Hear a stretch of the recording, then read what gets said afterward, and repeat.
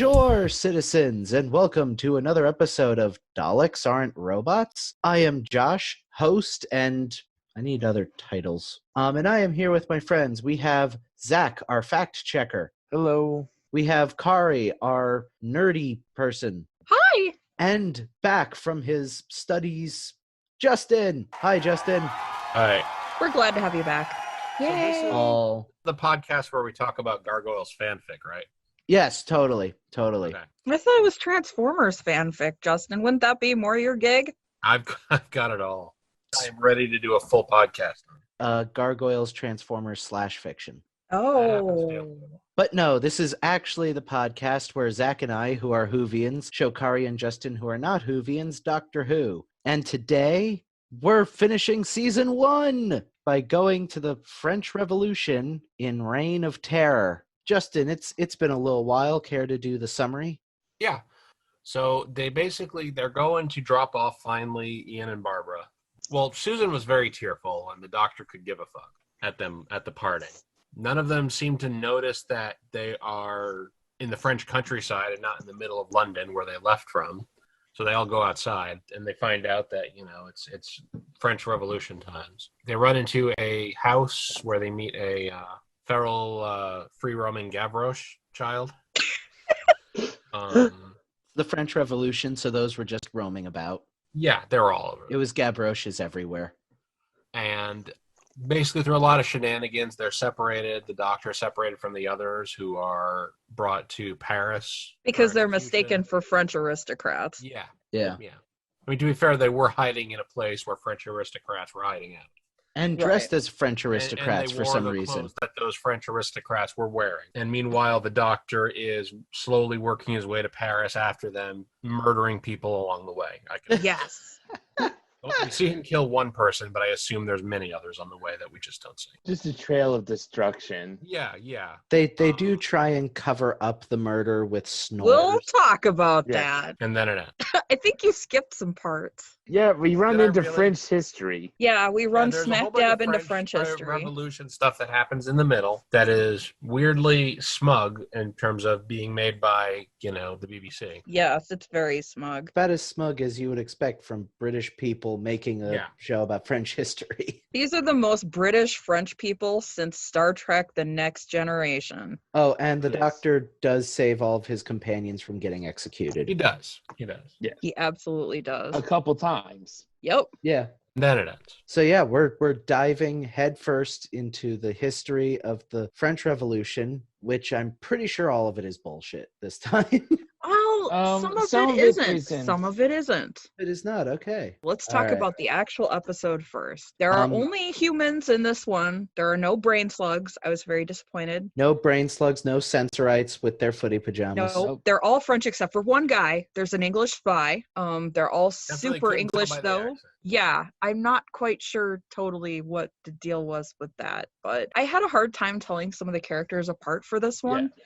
And this is another one where they're missing some of the episodes and they had to be like rehydrated and reconstituted and put back together like horrible Frankenstein Actually, monsters. we should probably talk about that because this is the first time you've seen an official BBC reconstruction. The last one we saw was a fan-made one. Now you've seen what happens when the BBC puts actual money into the animation. Yeah. And I didn't show you the worst versions the BBC released. Yeah. Oh dear. They did a slideshow version, and I swear to God, a guy dies. The way they handled it was they photoshopped him lying down and like drew blood coming out of his mouth like it was Oh MSN. God. I wish we had seen that. This was not as bad as that would have been. But honestly, I like the fan reconstitutions better. Yeah. There was something unsettling and Uncanny. valley. The animation was good, but just a little bit like an uncanny valley thing. Yeah, I almost prefer the Ukrainian malware Sims version that we got with Yeah, Marco. it was more charming. Yeah, it The- was. The version that someone made in Lionsgate's The Movies. Yeah. Yes. It's sort of a cross between flash animation and rotoscope. Yeah. There was something wrong with the eyes. Yes. Yes. spacing on them or something. Yeah. Or their size. And the way The that they Doctor's hat move. did seem to keep getting bigger. That hat stole the show, even in real yeah, life. I think no matter how much they drew it, they could never get the hat big enough and still keep it on the frame. Bigger. Bigger. It's the biggest hat. I do feel like also the historicals where they don't have to work with any real people. Like with the Aztecs, I mean, obviously they're probably based on Aztec people through history. And they do mention Cortez, but he's not like in the episode. In this one, they have at least one actual person. Yeah. Robespierre. Right. And so they have all these specific events that we know quite a lot of things about it. So they have to like bend the whole plot around that and make sure that that's how it ends up. Yeah. So I think it's harder to write when they have to do it that way. Right. The last time we did it, we were dealing with Marco Polo. The details of Marco Polo aren't as well known as the details of the French Revolution. Yeah. So some things are correct and some things aren't. Robespierre is in this, and so he had to end up with his head chopped off, which is how he really ended up. Yeah. But he also had to be super badly wounded in the jaw, which they actually did do, but in real life it was a lot gorier and more horrifying than this episode shows, and I was super glad about that because I don't need that level of historical accuracy. Yeah. Also, 1960s Britain, you can only get away with so much. As the show progresses, we will see a period where there's a bit more fake blood thrown about. I'm not even going to go there because I don't like to think about it. They did it off screen. Yeah. It's still pretty horrifying. The way they do violence is actually very effective. It has a certain quality to it that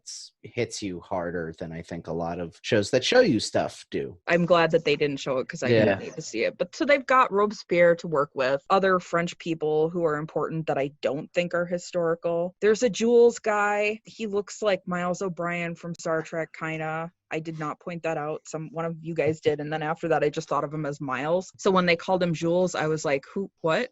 Oh, Miles O'Brien. Never mind. He's working to rescue aristocrats from the guillotine. There's a guy in a striped outfit named Leon, and he's like super obviously evil. He might as well be wearing a sign that says, "I'm evil, ask me how." He hits on Barbara, which at this point seems to be the quickest way to prove that you are actually a secret bad guy. Exactly. The Thule back in the Dalek hit on. Yeah, that blonde guy was okay. Yeah. The other important French guy is this guy called Lemaitre. Please forgive my pronunciation. He's an important official with the revolution, and he seems to be the main antagonist at first, but then he turns out to be an English spy, and his name as an English spy is Jim fucking Sterling's son.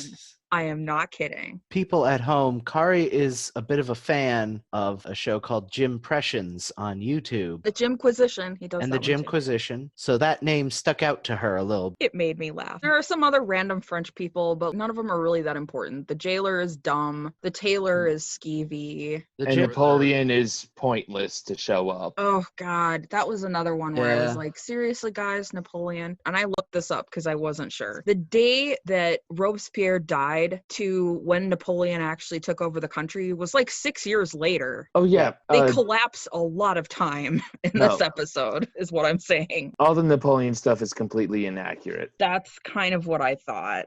Yeah. Because afterwards, one of the other revolutionary guys has like a rendezvous with Napoleon, and it's supposed to be super significant and stuff, but it's just like, I don't care about these people. I mean, just because it's Napoleon doesn't mean that I'm going to care about this in the context of this story.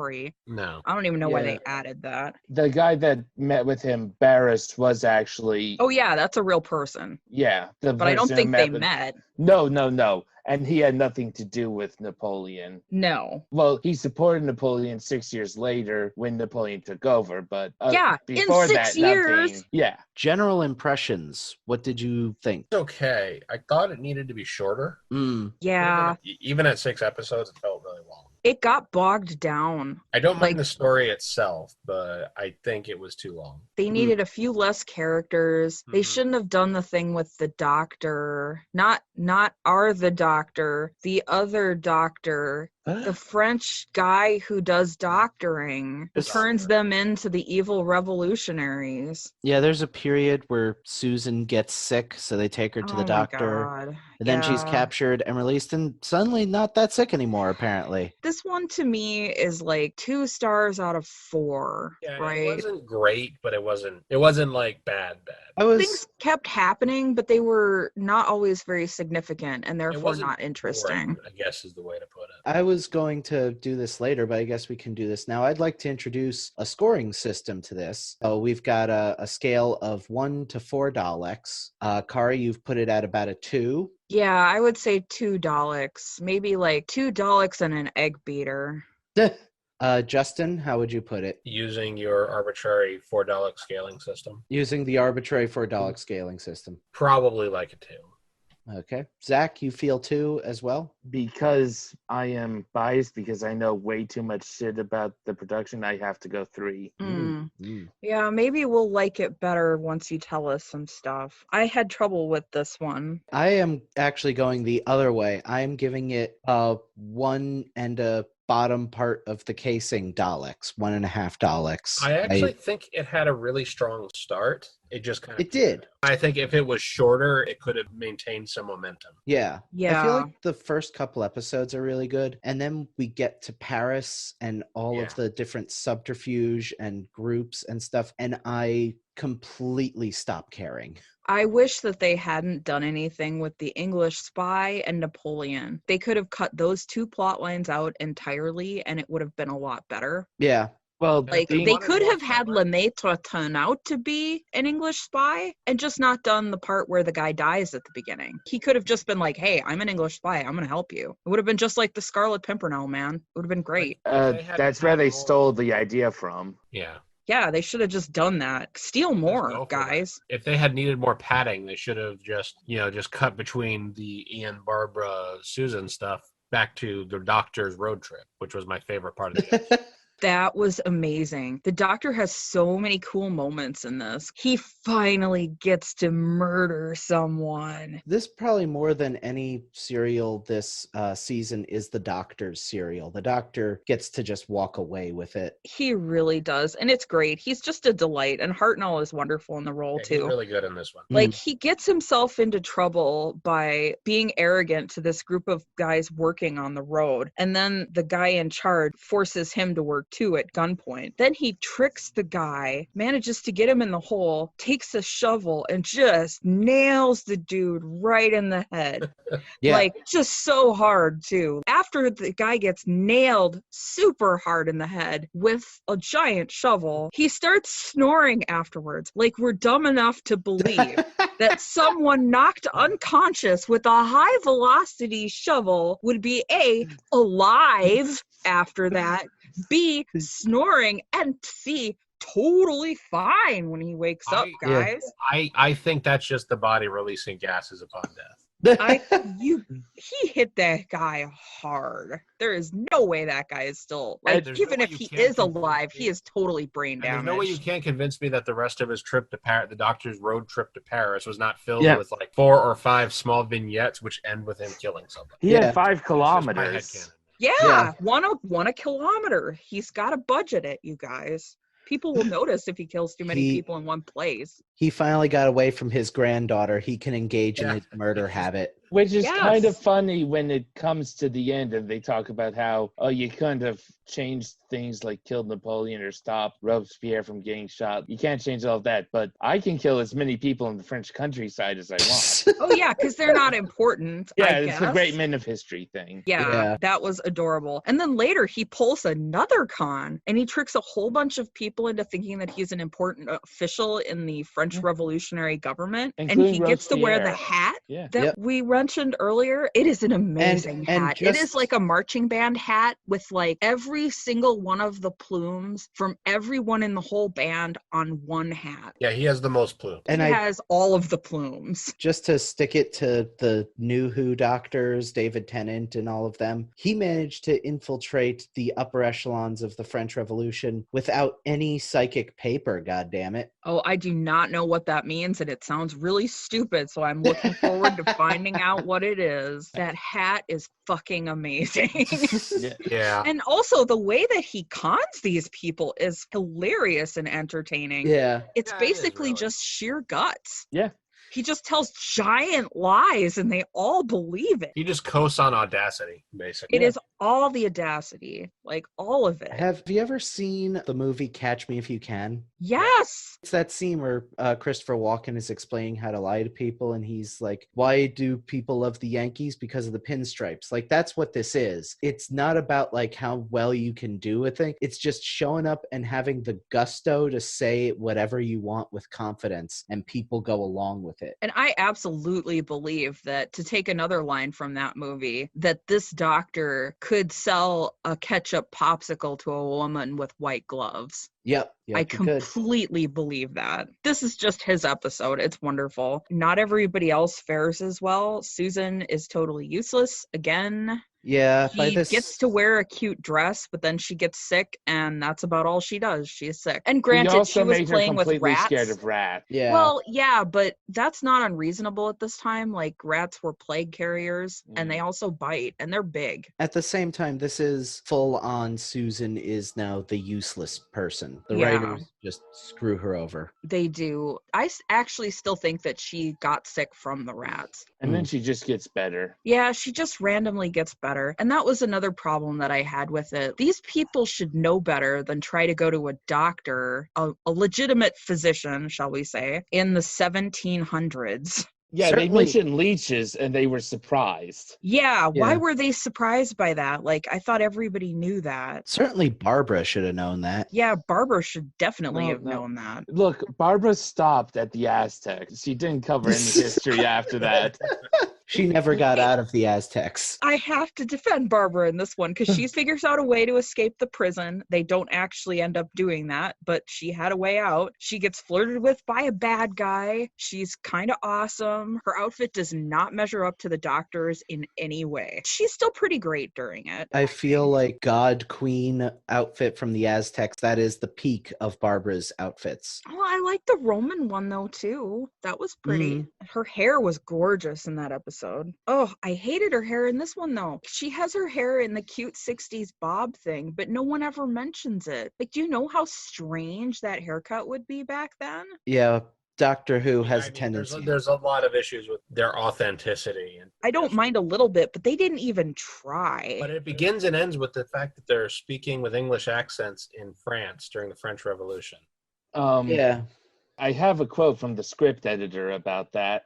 Oh, yeah? Script editor David Whitaker. Like, Yes. oh, girls, did you sell your hair? Is that it? Did they shear you before they were going to cut your head off? I mean, at some point you're going to see women running around in the Elizabethan era in blue jeans, and it Oh, God. commented on. So, like, And no one says anything or No. stares No. or... Nope. Oh, that's stupid. They should at least have someone gawking at them. Why are you running around in your underwear? it's weird what they do and don't decide matters from episode to episode. There was a complaint about the English accents used in the serial, and the script editor, David Whitaker, responded saying, "There's nothing worse than Frenchmen speaking in broken English to each other." Does There's know that nothing in worse- France, They actually just speak French, right? Yeah.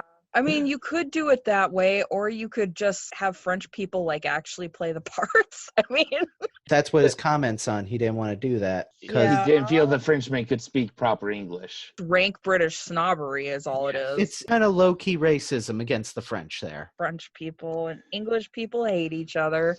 Thanks, David Whitaker. You've made it awkward for me to defend you when I like your episodes. I mean, there is an English guy in this episode. That's part of the issue with that. It took me forever to figure out that he was an English spy. Yeah. I'm not even kidding. Like, they had the whole deathbed conversation and he cacked it right there on screen. What just happened? He never comes out and just says, I am an English spy. I haven't yet explained the translation, right? No. They still haven't They actually haven't explained that. in the series yet. So everybody was just speaking the King's English in France. An explanation is eventually given, but we haven't gotten there yet. But the whole English spy thing was very confusing because they never used the word agent or spy. I don't know if it's something where the English people that were part of the BBC didn't want to admit that England was that dishonorable and naughty that they would have spies. Probably. I don't think so because, one, they took the thing from the Scarlet Pimpernel, and two, the name James Sterling was a play on James Bond because Goldfinger was being made at the same time. Oh, I did not know that. I think it was probably just a weird script decision. I mean, I did figure it out eventually because I'm not that stupid, but it was very confusing at first. The big issue I have with the whole story, though, does kind of tie into that, where it's like we've got James Sterling running around and we've got Robespierre and this plot with Napoleon, and absolutely none of it involves anyone we actually care about. Our characters are basically just showing up to watch the story play out at that point. And it's not even much of a story, really. It's just a series of factions moving about. Then they go back and forth between the jail and everywhere else so many times, too. They go to jail, then they go, then they come back to jail, then they go again, then they go to jail. And they could have cut out several of those jaunts.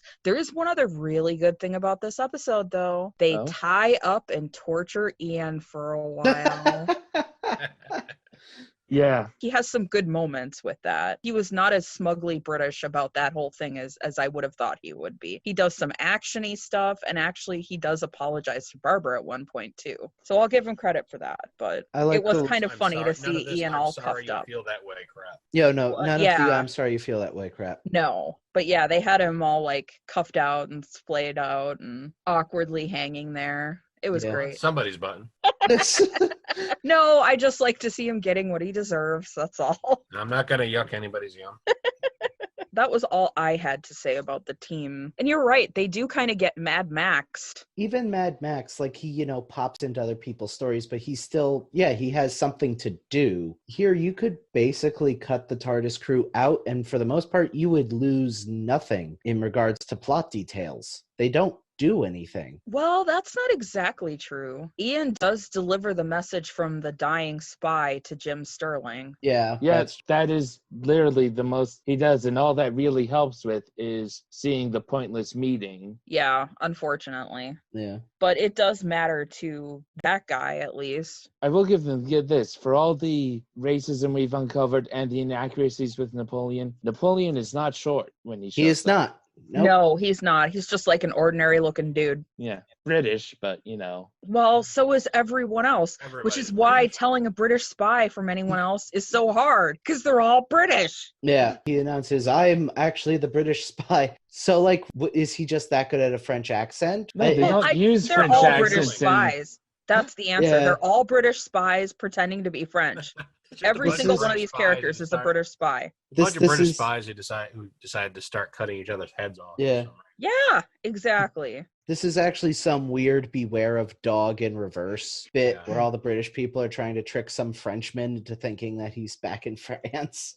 The jailer was added close to the end of writing the script because they felt it was too dark, so they wanted to add a humor character. That was our comic relief. Really? Yeah. I mean, he was silly, but I don't know if that was a good choice. No, it wasn't. That's them trying to, who's the guy in Macbeth after Duncan? The porter? Yeah. Not a good choice, I don't think. At the same time, we also don't know what it would have been like without him, because it probably would have been a lot darker. I mean, this is basically a 6-episode thing about beheading. They don't ever show or really even imply any beheading. Well, they definitely imply it, but not with visuals. Yeah. We see a guillotine at one point that goes down. Yeah, but it doesn't have people near it at all, and you don't even see the blade hit. I mean, you see the top part. That's it. I think even a 7-year-old kid watching this at home is going to figure out what the guillotine is for. Probably. Yeah. I knew what a guillotine was at 6. They might be right about it would have been too dark. Yeah. But that does bring up another thing that kind of bothered bothered me about this. The show really takes sides against the revolutionaries. And I'm not saying that the anti-revolutionary side doesn't have a good point, because they beheaded a lot of people. And by the time we see any part of this story, we're already to the point where they've started purging their own people with the guillotine, which is what happens to Robespierre. I mean, and arguably he deserved it, but there were a lot of other people that got guillotined. But at the same time, we see all of the nefariousness that the rebels do, but there's no recognition of the causes of the revolution. There's no indication that there's been a massive increase in population, a huge increase in unemployment, a massive increase in food prices because of some bad harvests. Like, I read that the cost of living increased 62% in 44 years. Do you suppose that's because they assume that people know what the French Revolution is about, or because it was written by British people? British people. I'm kind of leaning toward the British people thing. Yeah. And the funny thing to me about this is, I did look this up, just the historical stuff, nothing about Doctor Who. The Crown was having a massive debt crisis too. Yep. And part of this was our fault because they had helped the Americans during Yeah. our revolution. Yep. Yeah. And then when they asked us for help, Alexander Hamilton said, fuck you. And Yeah, that was super great. Yeah. I'm pretty sure that's in the play. Well, and I've never seen the play, and I've only heard some of the music. It's somewhat our fault, but also, like, there was a lot going on, and if you starve people to death, don't expect them to be sweet and kind and nice and good while you sit in a massive gold-plated castle eating fancy food all day. There was that part where they talked about how maybe the traitor wasn't that bad of a person for supporting the revolutionaries, but it really seemed kind of token. Yeah, Barbara's entire argument there seems to be, but he was so nice, so, you know, maybe the revolutionaries aren't so bad. And then it's immediately undercut, and that later on Barbara's like, yeah, no, you're right, he was a dick. So, well, and he was too, to be fair, but like, that doesn't mean that it's cool to starve people to death. Like, it's bad to chop people's heads off. It is, but it's bad to starve people to death too. I don't know what prompted this point of view, Zach. I'm very curious. Well, part of it is the British Imperial feeling, and the episode even ignores this. If you go back to during the French Revolution, and even in the Imperial period, what the British is always against is revolution. Doesn't matter who it is. They don't want that to happen in Britain. Oh, it's because we burn them first. And they don't want the French Revolution to spark revolution against them.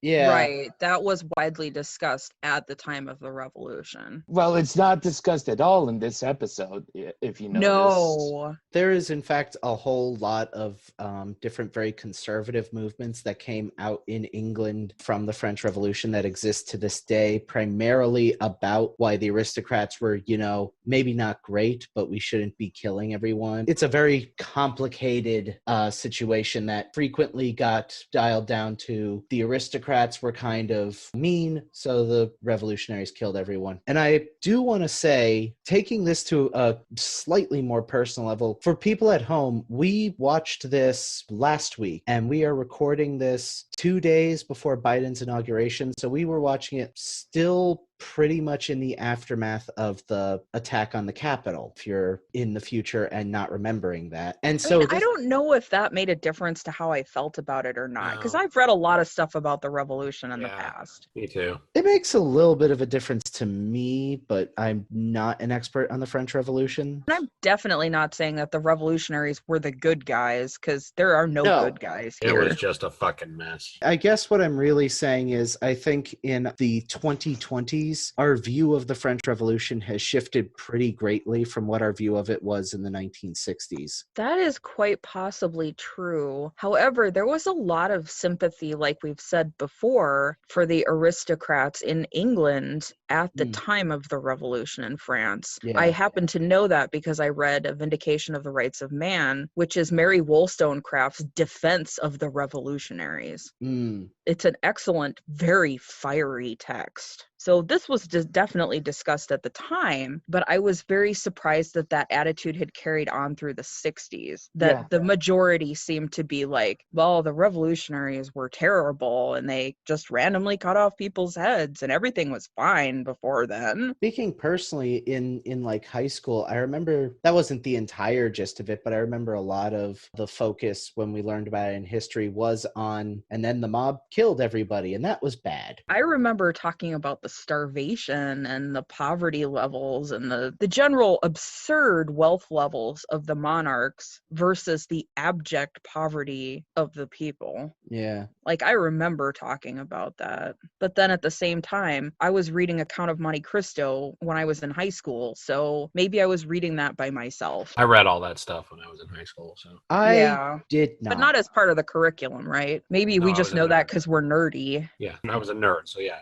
I read all that stuff. Not a nerd now. Now I'm really into sports cars and yeah, you're super cool now. And how is that football NASCAR. going? NASCAR, yes. You guys can't see it at home, but Justin has in fact just punched a jukebox and made it work. So yes, it was amazing.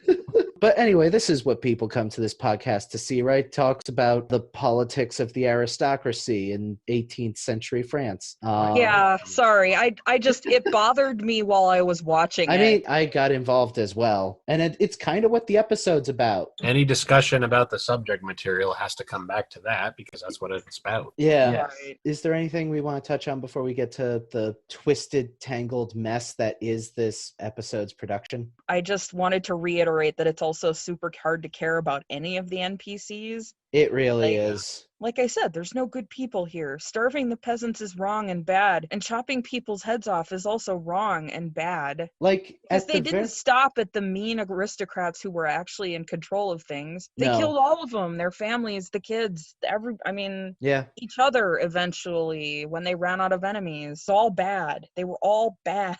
Even just putting whatever backstory aside, it's already awkward that the episode seems to really want us to be on the side of the aristocrats, which, like, no. But also, these people are so goddamn boring. At least Marco Polo had Ping Cho to keep me involved, to keep me caring about somebody. Here, there's nothing. We didn't know anything. We didn't know about Leon. What were the circumstances of his life? Like, they could have dropped one or two of those, let's go back to the jail. Oh, let's not go back to the jails. Yeah. And, like, actually dealt with their backstory or something. We found out more about the Aztec. That's because the Aztecs is good, right? Good. And this is not. It is not good. It was fine. It wasn't as boring as the cavemen, but it was not great. No, I guess that's fair. Everyone was making fire in revolutionary France. So, exactly. So they all had to die. I think you're right. That was the issue. It all comes back to Ogg's political theory of fire. Yep, I think you're correct on that. Now tell us about the production travails, because I am super curious as to how the hell Marco Polo got this beautiful production treatment with gorgeous costumes and sumptuous palaces, and this got like 3 bricks and a rag.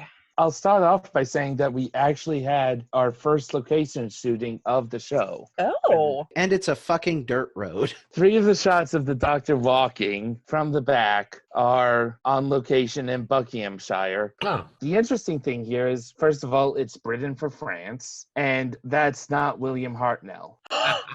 What? You're kidding me. That's great. We had a stunt double for the first time playing the Doctor. Gosh, I did not notice that at all. Only from the back, in the long shots. You never see his face in those walking shots. No. No, you don't. That's true. Okay, my mind is blown.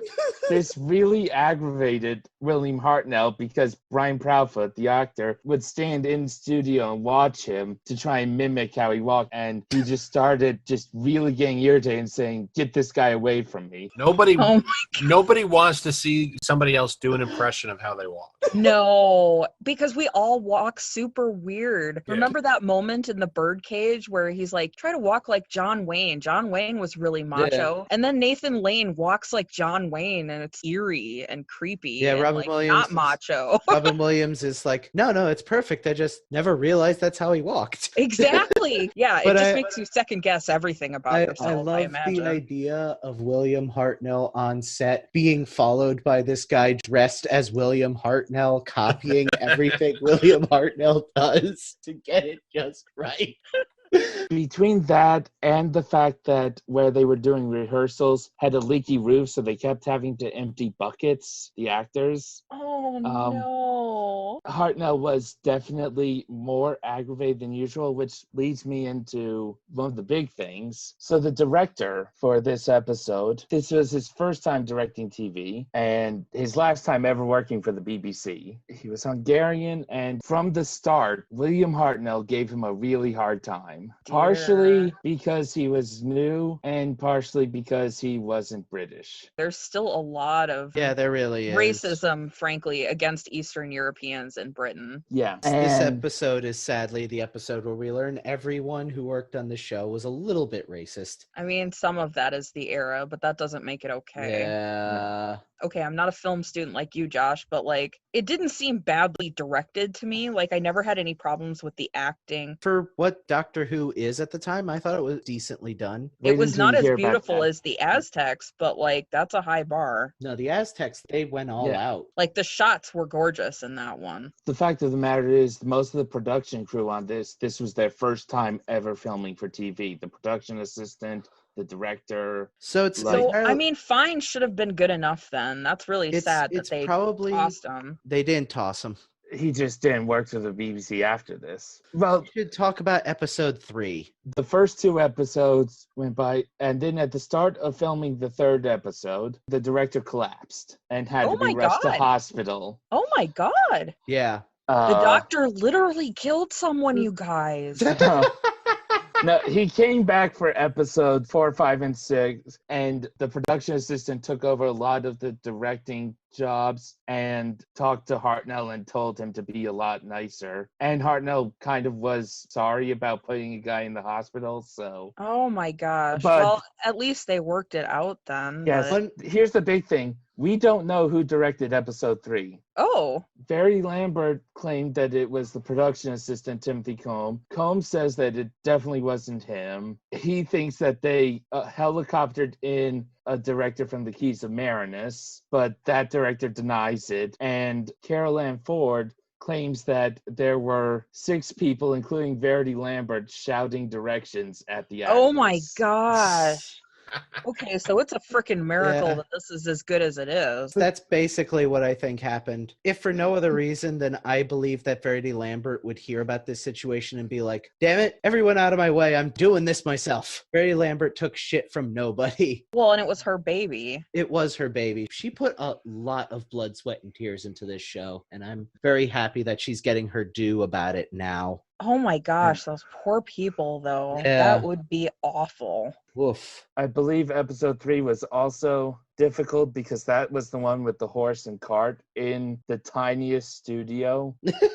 Oh no. They had to bring the horse in and then the cart in because they had to be very careful because you couldn't really squeeze by the horse or cart. I don't know where the heck they put the camera either because that's a super narrow area. It feels really claustrophobic. And at the time I thought that was like intentional, but maybe they just didn't have room. Nope. It was the stateroom scene from A Night at the Opera, just wall-to-wall people. Oh my gosh. And for you young whippersnappers at home, back in the day, a camera was this giant dog-sized object on fucking wheels that you needed like 2 guys to fucking carry. Why are you so angry at the imaginary youth, Josh?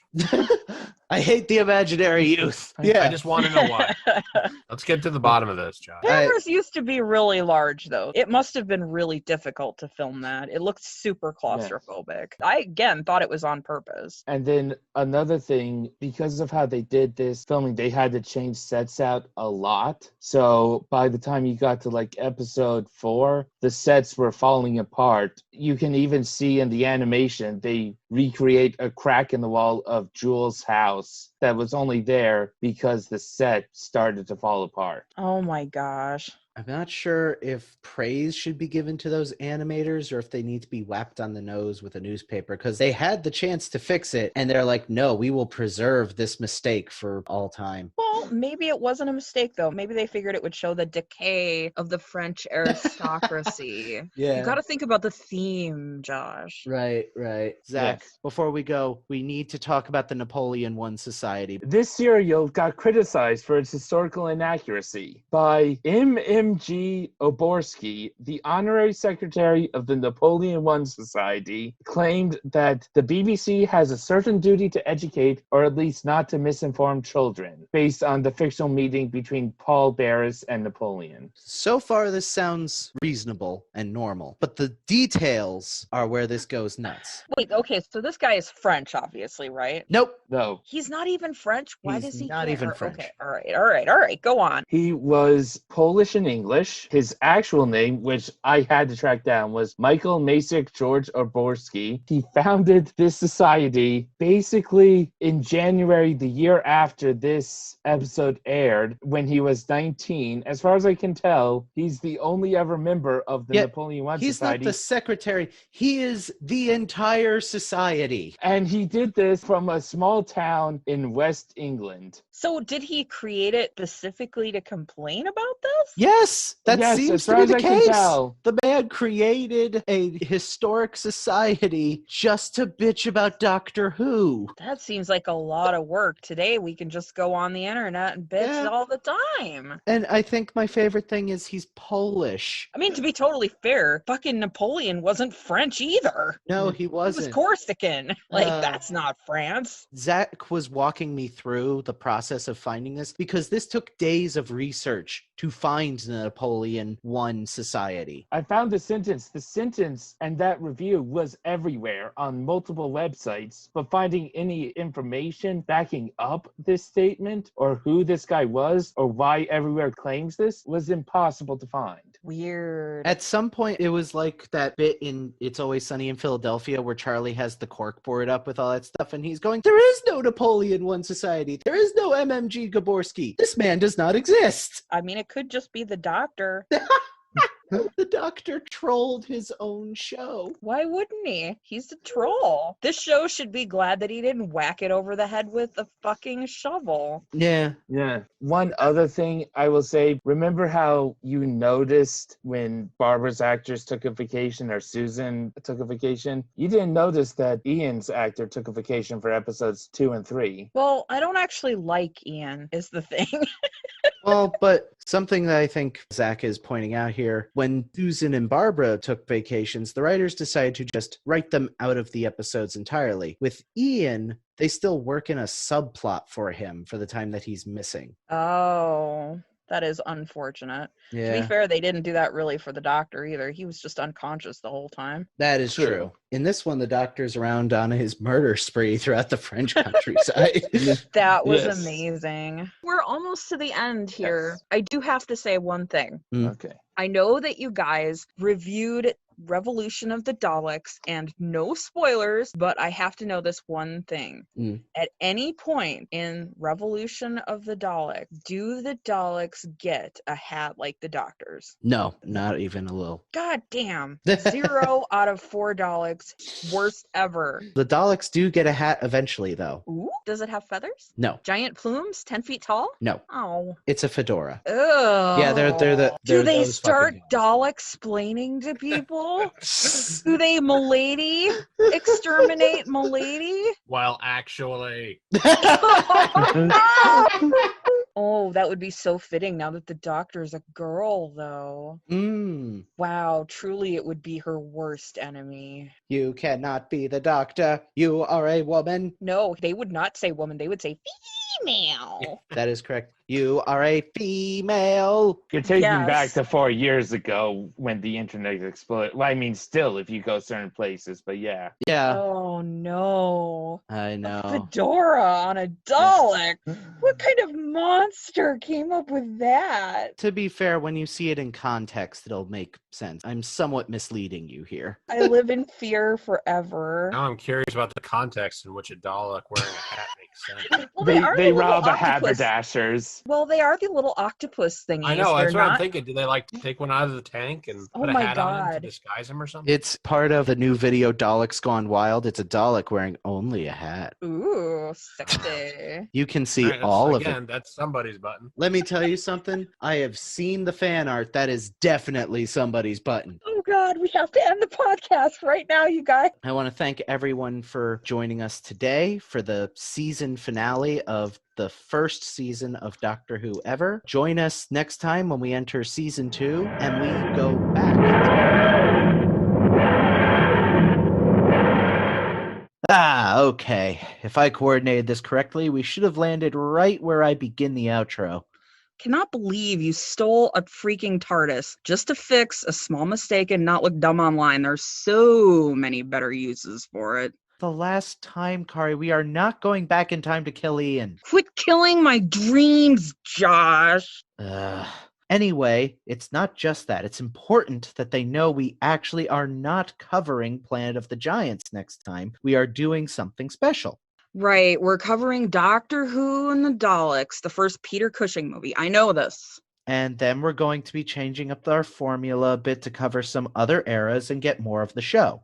Yeah, I know. You want to explain all that here? No, I'll probably make a small announcement thing and post a schedule to our Facebook or something. You mean our Facebook group, Daleks Aren't Robots, and our Twitter, @Daleks RNT Robots, both of which we conveniently link below? Yeah, that's the one. Okay, you want to announce it? Yeah, we just did. Oh, cool. So now we can... We're not killing Ian. No, stop. Get away from those controls.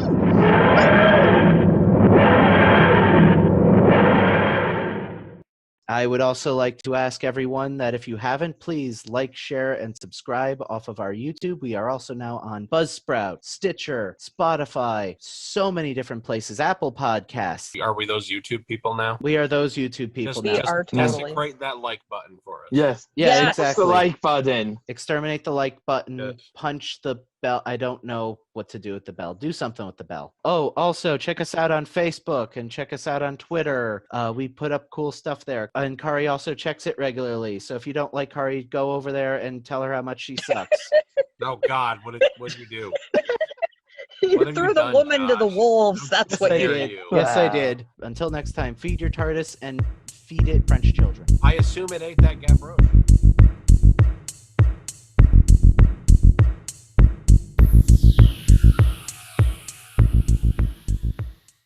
You know my plans always work perfectly.